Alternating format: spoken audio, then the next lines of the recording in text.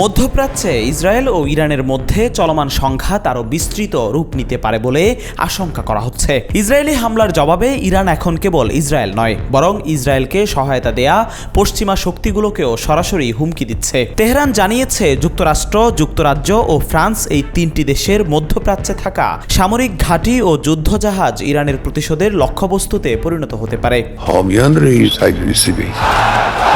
British সংবাদ মাধ্যম the গার্ডিয়ানের প্রতিবেদনে বলা হয়েছে, ইরান বলেছে তাদের প্রতিশোধমূলক ক্ষেপণাস্ত্র ও ড্রোন হামলা মোকাবেলায় যুক্তরাষ্ট্র, যুক্তরাজ্য ও ফ্রান্স ইসরায়েলকে সহায়তা করলে এই অঞ্চল জুড়ে তাদের যে সামরিক ঘাঁটি ও জাহাজ রয়েছে সেগুলোয় হামলা করা হবে।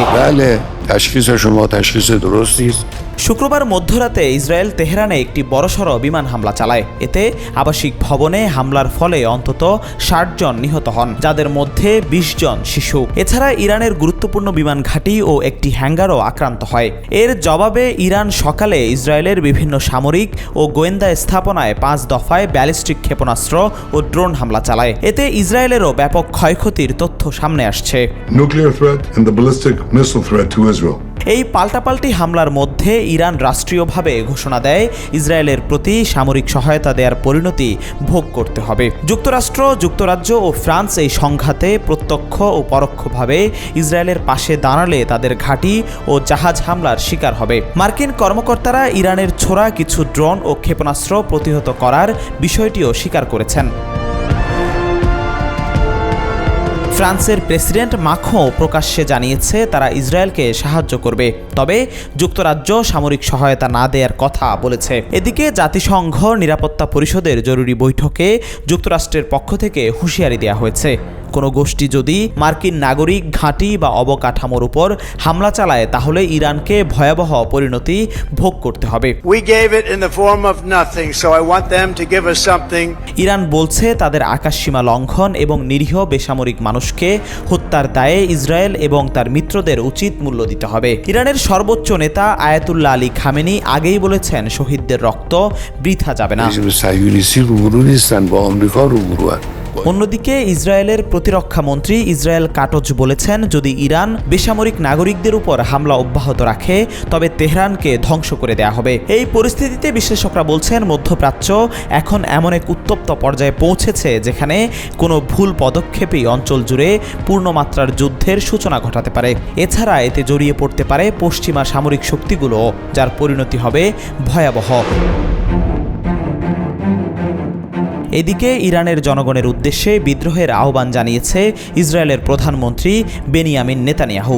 এক্সে দেয়া এক পোস্টে তিনি ইরানে ইসলামী শাসন ব্যবস্থার বিরুদ্ধে জনতার ঐক্য গড়ে তোলার আহ্বান জানান।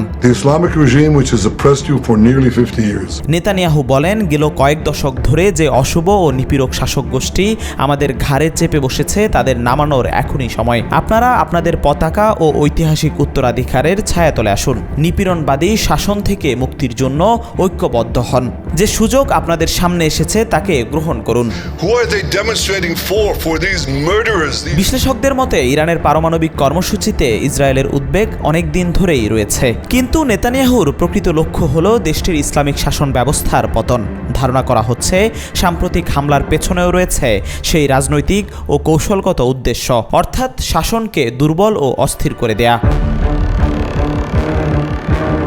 নেতানিয়াহু বলেন, আমাদের অভিযান ইরানের জনগণের বিরুদ্ধে ছিল না, বরং আমরা আঘাত হেনেছি সেই কট্টর ইসলামী শাসনের উপর, যারা অর্থনৈতিক বিপর্যয় ডেকে এনেছে, নারীদের অধিকার হরণ করেছে এবং সংখ্যালঘুদের দমন করে এসেছে।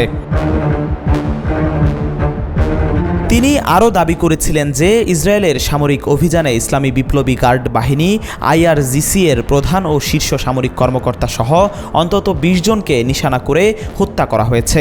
এই অভিযান ইরানে অস্থিরতা ও বিভ্রান্তিতে অবদান রাখছে বলেও উল্লেখ করেন তিনি।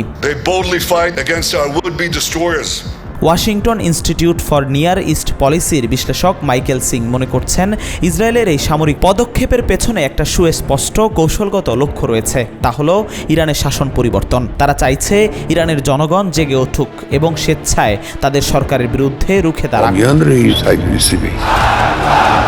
তবে বাস্তবতা হলো ইরানের জনগণ আদৌ এক ছাতার নিচে ঐক্যবদ্ধ হতে পারবে কিনা তা স্পষ্ট নয়। 2022 সালের উইমেন লাইফ ফ্রিডম আন্দোলন চলাকালে ব্যাপক বিক্ষোভ হলেও তার নিরাপত্তা বাহিনীর গুলি ও গ্রেফতারের মুখে দমন করা হয়। অনেক নারী ও শিশু সহ অসংখ্য বিক্ষোভকারী প্রাণ হারান। সেই আন্দোলনকে তৎকালীন মার্কিন প্রেসিডেন্ট জো বাইডেন প্রকাশ্যে নৈতিক সমর্থন দিয়েছিলেন, কিন্তু তা রাজনৈতিক ও বাস্তব ক্ষেত্রে স্থায়ী হয়নি। বিশ্লেষকরা বলছেন, নেতানিয়াহুর এই বিদ্রোহের ডাক মধ্যপ্রাচ্যের ভূরাজনীতিতে নতুন উত্তেজনার জন্ম দিতে পারে।